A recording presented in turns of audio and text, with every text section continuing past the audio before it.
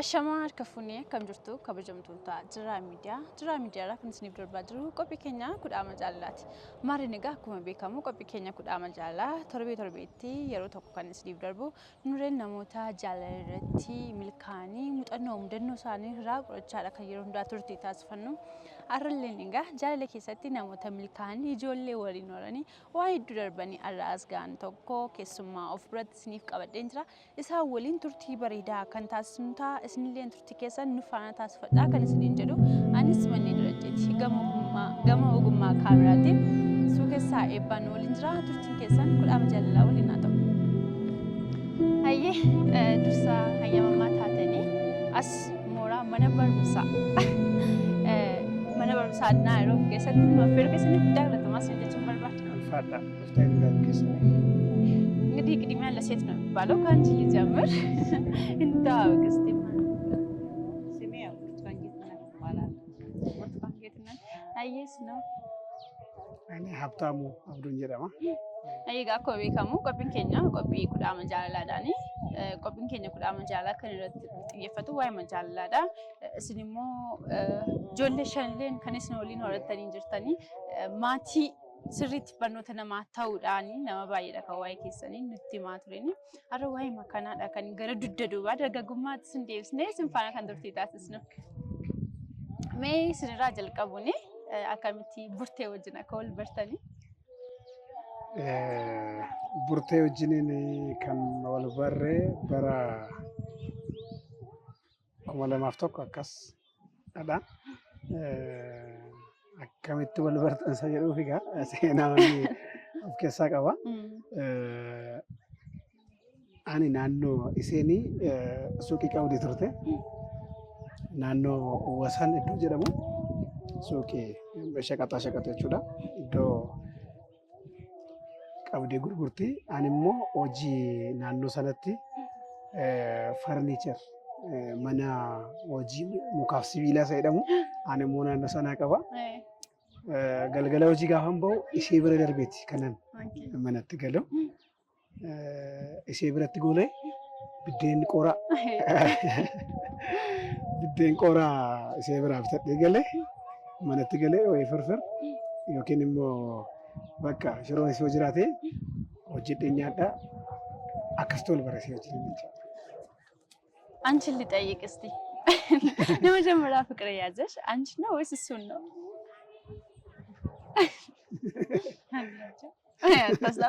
አስታውሽ ፍቅር ያዘው እንግዲህ መጀመሪያ የጠየቀው እሱ ነው። ግን ፍቅር የሚባለው ስለጠየቀ ፍቅር ይሉታል ማለት ነው። ግን መጀመሪያ የጠየቀው እሱ ነው። እኔ እንጃ ነው በቃ አታስታውሽው? ግን እኔ ራሴን ነው የማውቀው። እኔ ራሴ ወድጄዋለሁ በቃ ተቀብየው ነበር። ያኔ እንዴ ምን አይነት ሰው ነበር እስቲ አታው? ሀብትሽ ያኔ ምን አይነት ሰው መሰለሽ? ያው ብዙም ያኔ በሱቄ ጋር ነው የሚመላለሰው የነበረው። ከሱቅ ዕቃ ይገዛ ነበረ እና እኔ እንደውም ሱቄ የማይዛቸውን ዕቃዎች እንዲይዝ ከጓደኞቹ ጋር ሸረብኝ ነበር። በቃ በዛ በመቀራረብ በመላመድ ነው የነበረው። እና ያኔም እምልሽ ያው ከልጅነቱም ያኔም ስራ ይሰራ ነበር ማለት ምሳ ሰዓት ሲገባ ነው የሚመጣው። ከዛ ማታ ሲገቡ ነው የሚመጡት ከጓደኞቹ ጋር ሆኖ በቃ ያው የስራ ሰው ነው። አደጋ ኢሼላሉፍ ጀቴ ገራ ሱቅ ኢሼትሊ ያዱርቴኒ የሩስነ ሸሚ ነመከሚ ቱርቴኒ ገራ ጃላተ ሶንሴ እንዱራ ኢትማ ያዲብታ ኢሼ ፋና ከጃላ ጀልቀብፋ yeroo jalqabaatiif suuqii mi'a bituudhaaf illee yoo deddeebi'e si'a lamaffaa si'a sadaffaas mi'a bituu ta'uu danda'a. Garuu ji'a muraasaaf walitti aansa mi'a bituu waan itti fakkaatu kan deddeebisaa ture. Yeroo jalqabaatiif yaa mi'a bituuf dhaqeetan achi keessa suuqis kan jiru goseedha. Bakka ishee kan argee booda immoo akkan yeroo hundaa achitti deddeebi'ee mi'a bituu ofitti jechaadha. Hiriyummaa keessaa gamfaa turtan ishee wajjin?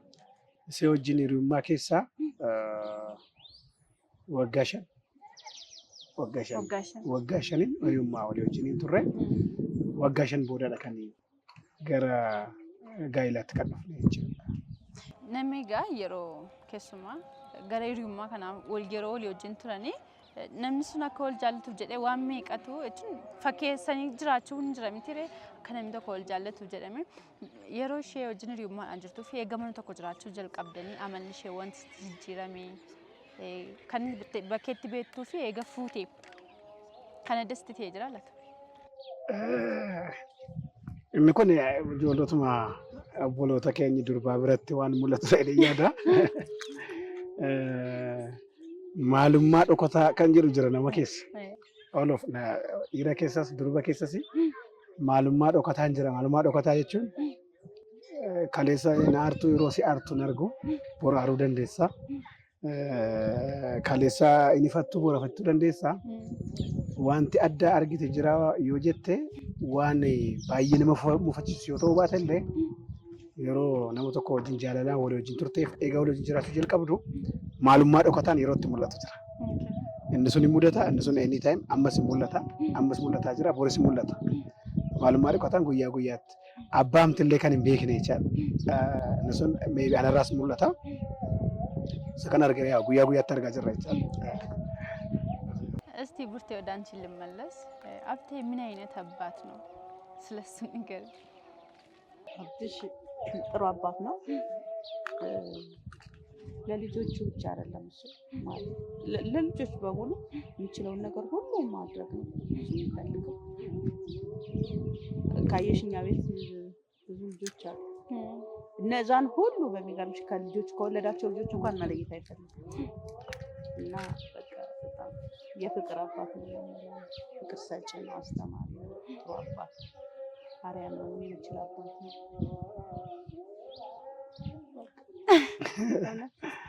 አበዛችም ነት ባይስቴ የእውነቴን ነው እኔ ተናገርኩት ማለት ለእንትንም አይደለም።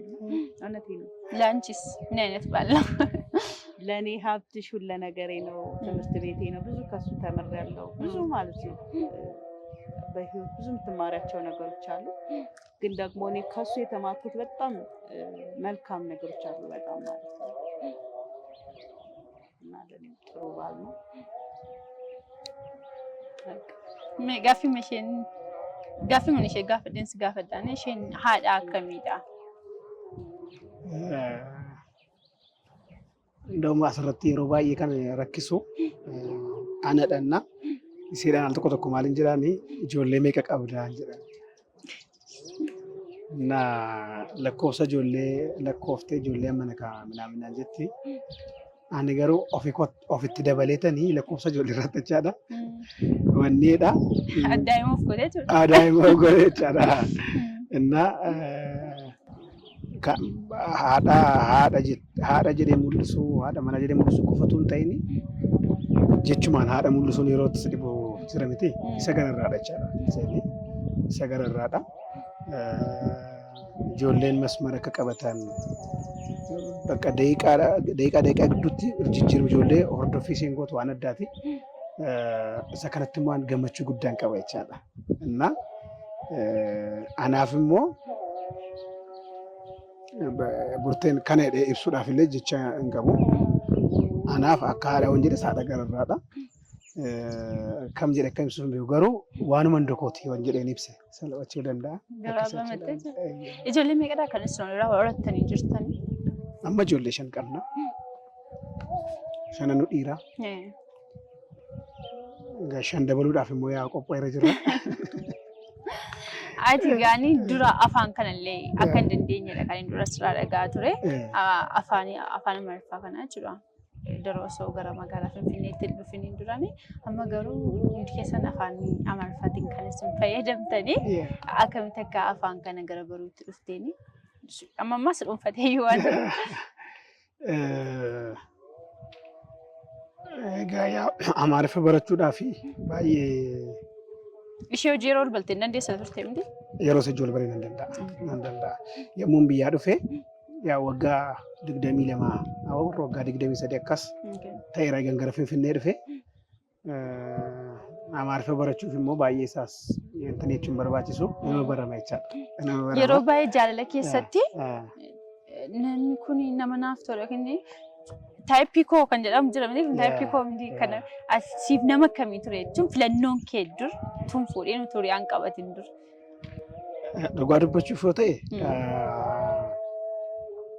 tokko nama filannoon koo maal ture tokko nama ta'udha. Nama gaafa jedhamu hiika baay'ee qaba. Tokko nama ta'udha. Lammaffaan immoo nama waaqayyoon sodaatu. Nama ani immoo mul'ata keessa koo jiru deeggaruu danda'u. Isa kana nan barbaada jechaadha. Mul'ati gurguddaan jira kan hin ganaan hojjennee kan hin ganaan eegalamne dhaloota gargaaruu kan danda'u. Yeroo durumaallee ka'ee osoo hojjetillee seenini namni walii wajjiniin jaalala uumuu dandeenyu mul'ata koo kana boodatti kan harkisuun ta'e namarratti walii galu nama na deeggaru nama kallattii kan jedhu kana ture. Yommuu sana garuu kana guutuu dandeessi burteen isa jedhullee yeroo itti yaadu hin turre garuu turtiin nuti walii wajjiniin turre waggaa afur jechuun guddaadha. Waggaa afur jechuun guddaadha. Sana keessatti nama akkamii eegaa turte bakka tokko namaa ta'uudha lammaffaa immoo nama waaqayyoon sodaatu ta'uudha. Isa kana immoo guutteetti.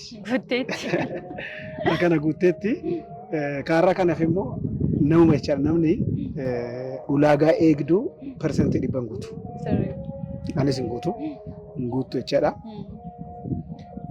Guutuun eegne yoo ta'ane fuunus hin heerumnu seeta. Warra persentii guutuu barbaadanii ulaagaa eegaa jiranii fi guutuun argattanii fuudhaadhuma heerumaadhuma jechuudha. ለመጀመሪያሽ ከሱ የተሰጠሽ ስጦታ የማትረሺው ምንድን ነው? ከሱ የተሰጠኝ ስጦታ የመጀመሪያ ምን መሰለሽ?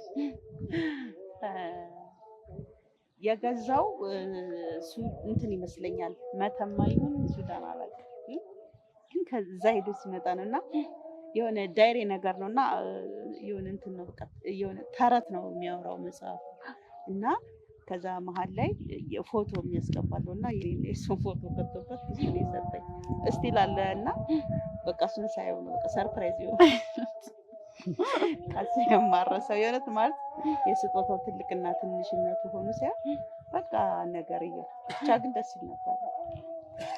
እሱን አስረሽም ማለት ነው አረሳም እሪማ አየሮ ጅርታን ከሰጥ ፋውል አብደኒ አደባተን ከነም ወደርት እንደብን ፋጀተን ቤትላ እሱ ሰበቡ መገራገራቲፍ ጉያ ጉያዳ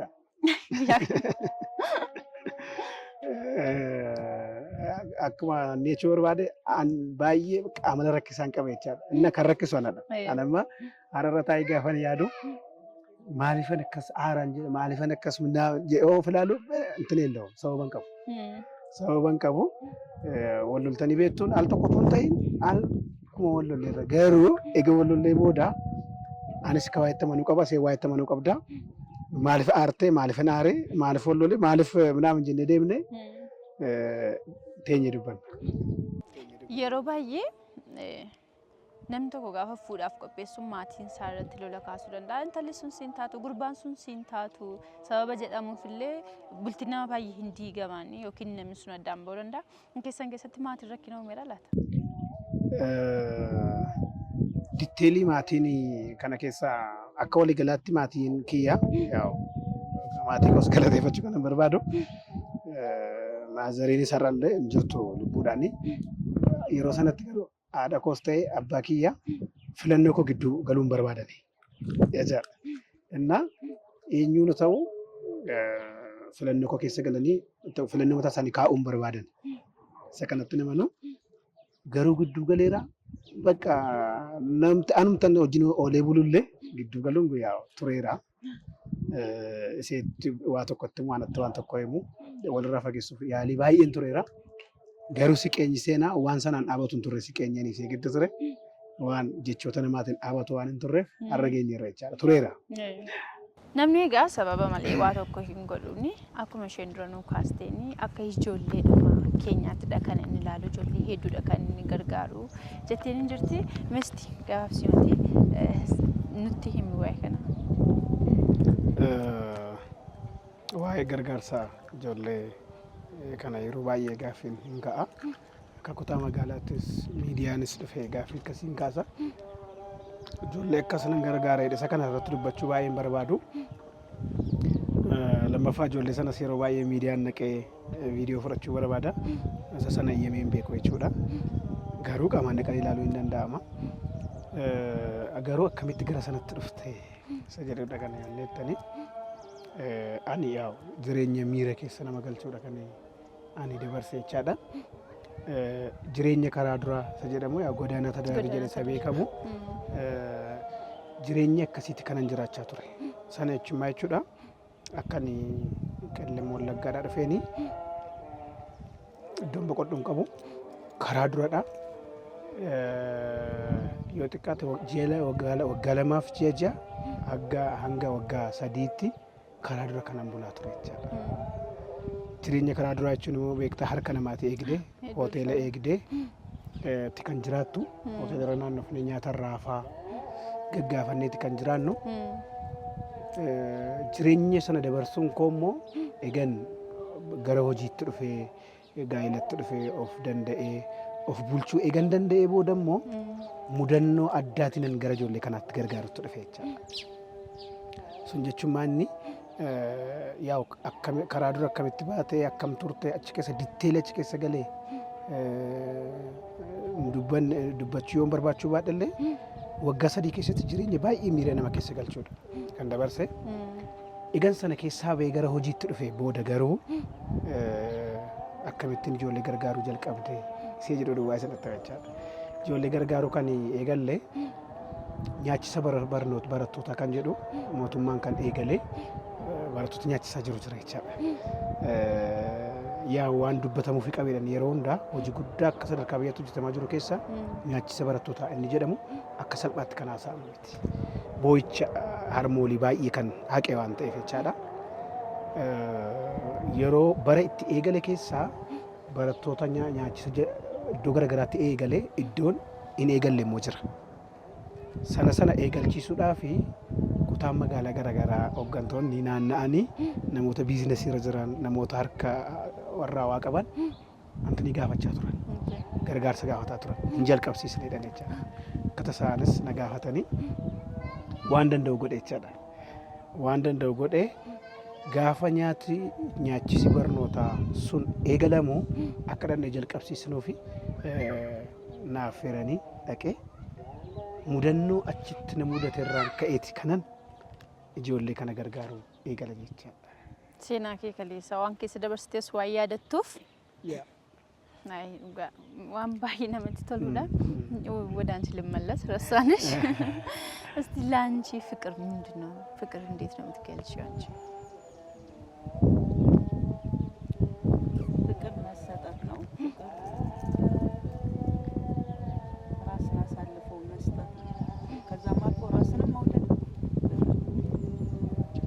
የምትፈልጊውን የምትወጂውን ነገር ላለማጣት ስትይ ብዙ ነገር ትሆኛለሽ። ራስን ስለምወድ ማለት ነው። ያን ነገር ሳገኘው ግን የምፈልገውን የምወደውን የኔ የምለውን ሳገኝ ግን እረጋጋለሁ። ስለዚህ ፍቅር ራስን መውደድ ነው። ስለዚህ መድረኩን ልስጥሽና ለባለቤትሽ ፍቅርሽን ግለጪልኝ እስቲ። አመሰግናለሁ ሀብቴ። እወዳለሁ ማለት ያው ተለምዷል። እወዳለሁ ነው የሚባለው፣ ግን ቃል ቢኖረው ከዛም በላይ ባልኩኝ ግን እወዳለሁ። ኑርልኝ፣ እድሜና ጤና ይስጥ፣ የልጆች አባት ምን ማንኳፍደ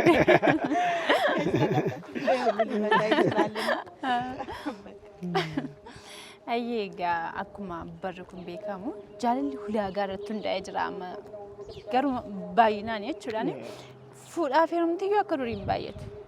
Mee ati maal dhaamtaa dhaloota kanaaf? Dhugaadha. Al tokko rakkoon kun obboloota durbaa birattis ni mul'ata, obboleessa dhiiraa birattis ni mul'ata. Daa'imman immoo baalaansii ta'ee deema dhiirris ijoolleen durbaas yeroo baay'ee nama tun ta'in inni dhiiraas ijoollee durbaa tun ta'in meeshaadhaaf wantaniidha kan inni fuuchuu barbaadu. Ijoolleen durbaas akkasii ulaagaan immoo akkuma jalqabarratti kaasuu barbaade dhiirri kamiyyuu ulaagaa qaba durbi kamiyyuu ulaagaa qabdi. Wal qixame ulaagaan ijoollee durbaa biras jira ijoollee dhiiraa biras jira. Ulaagaa barbaannu garuu guutuu argachuu hin dandeenya. Yoodhuma namarraa adda kan ta'e ergamootuma barbaannee kanaree I think nama keessa ulaagaa guunne hidhee yaadu. Garuu maalidha ulaagaan kan guutuu qabu dirqama kan ta'e jira. Namummaa sodaa waaqaa jaalala intiniin jira sooshaaliin jira. Ulaagaan dirqama guutuu ta'uu qabu jiraachuu jira. Ulaagaan immoo nan guuteedhee okee narratti arraaf narratti argame boor immoo jireenya dhokataan mul'atu jira. So ulaagaan guutamu guuta inni guutamu guutuudha inni hin guunne immoo namni namaa ta'u namummaa isaatiin nama jaallachuu sodaa waaqaa qabatu inni kun ulaagaa isa jalqabaati. Kan egaa inni guute sakaan ofii keenyaaf hin mana keessatti. Kanaafiyyuu ulaagaa sakaan hin gaafatina. Ulaagaa sakaan anammoo ulaagaan bakkee irratti isee gaafachaa ture gaafa na bira dhuftu ulaagaan sun badee jira. Ulaagaan immoo alatti dirqama kun guutuu qabdi jedhee tun guutuun immoo aayee dhiisee gaafa ta'e dhuftu mana biratti guutuu ta'ee jira. Mee asumaan sin gaafadhaani burteenii kana naaf gooti kana tasuma dagachuu hin danda'u waan jettu wanti isheen si goote keessa waan hundaayyuu dagachuu dhiisuu dandeessa garuu waan yeroo hundaa kana dagachuu hin danda'u waan jettu wayii qabdaa laata. Tu'as jiraataniis dagarsiisanii tolu. Ammas hin jiran ba'anii yoo taphataa jiru malee bakka ijoollee amma kana naaf kennite. Waaqayyoo gaditti ijoollee kan kennu waaqayyoodha. Bakka yeroo hundaa kenna jechaadha. Kenna adda hin irraanfanne jechaadha. Alatti akka hin dhiisisne yeroo koo alatti akka hin dabarsine mana kootti akka hin fiigu kan na godhe kennanni guddaan ijoollee naaf kennite. Kanarraa kan nafe inni kaan waan wanni hidhamaa qaamni kamuu walii godhaa jirudha. Garuu inni guddaan bakka naaf kennite waaqayyo gaditti ijoollee amma kana naaf kennite jirra jechaadha.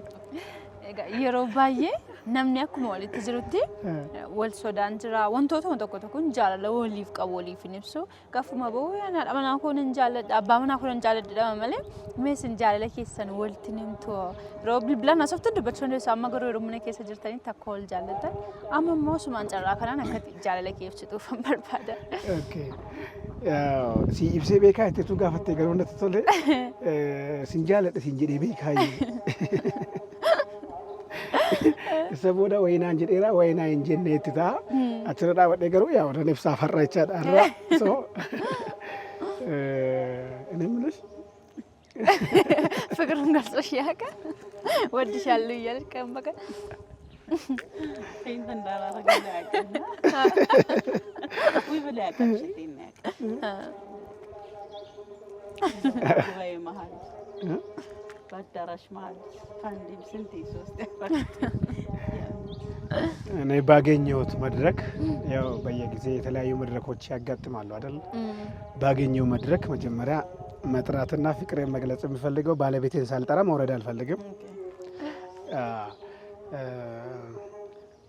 የመድረኩ ምስጥርም መጀመሪያ ከቤት ስለሚነሳ የቤት ውስጥ ያለው መድረክ መምራት ከቻለ አንድ ወንድ አውሮፓ ያደረዱ እንትኒ ስቴጂ መነኬስ ጅሩ ጌሱ ይወደንደ መነኬስ ቡልቺ ይወደንደ ነምነ ተኮ በኬት በ ቢያስ ቡልቹፍ ናኖ ቡልቹፍ ማል ቡልቹፍ ቢዝነስ ይሳ ቡልቹፍ እንትን እንታ ሶ እሱ መነኬሳቲ አንዲ ዶ አርገደቲ ወለት ቀመ አርገደቲ ነው ሰዲ ኦሊ ወን አርገደለ ዱራ ደመና ኮት ጃለላ ይሰት ከን አካን ጃለዶ ይሜት ከን ወኔዶ ሶ በጣም ነው የምወድሽ በጣም ነው የማከብርሽ ደግሞ ማፈቅርሻለሁ። አይ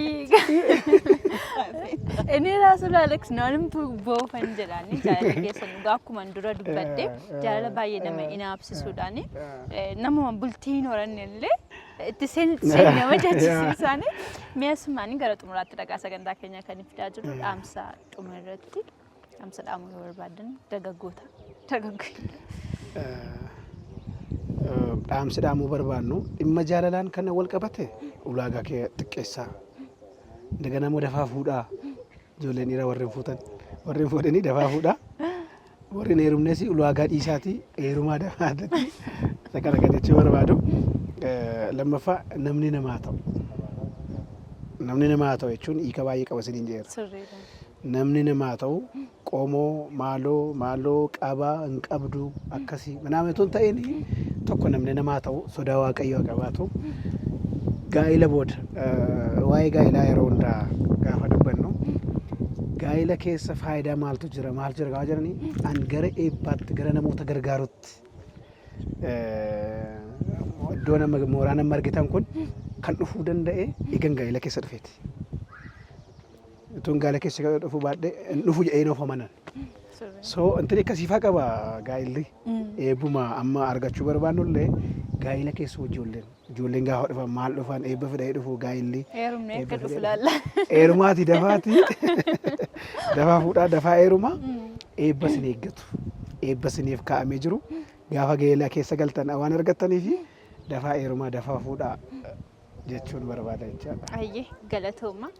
Jaalalli keessan kun isinuma irratti hafuun isin jedhaan ayyamamoo taatanii dhugaa guddaa galatooma waa'ee iddoo kan isinirraa baranneeni as mooraa mana barumsaa Naaroob as mana barumsaa Naaroob keessatti turtii bareedaa dhagaa kan nuti taasifne galatooma isin jechuun barbaada. Baay'ee ulfaadha. Hayyin egaa kabajamtoota daawwattoota kudhaama jaalalaa qophiin keenya kudhaama jaalalaa irraa kan fakkaata tar waa'ee iddoo akka irraa barattan akka itti bohaartan abdii guutuun qaba. Sagantaa kana irratti egaa namoonni hirmaachuu barbaadan jaalallee keessaniif maatii keessaniif hiriyoota keessaniif jaalala keessan kan qooduu barbaadan GMN dhuftanii yookiin toora bilbilaa asirra jiruun bilbiltanii nu quunnamuu dandeessuun jedhanii egaa kabajamtoota daawwattoota keenyaa qophiin keenya irraa kana fakkaata ture. Qophii kudhaama jaalalaa irraa qopheessuun kan isin faana ture Simanii Dirajjeeti. Gama ogummaa kaameraatiin suu keessaa eebbaan waliin ture torbii aga walitti deebinutti nagaan nuuf tura.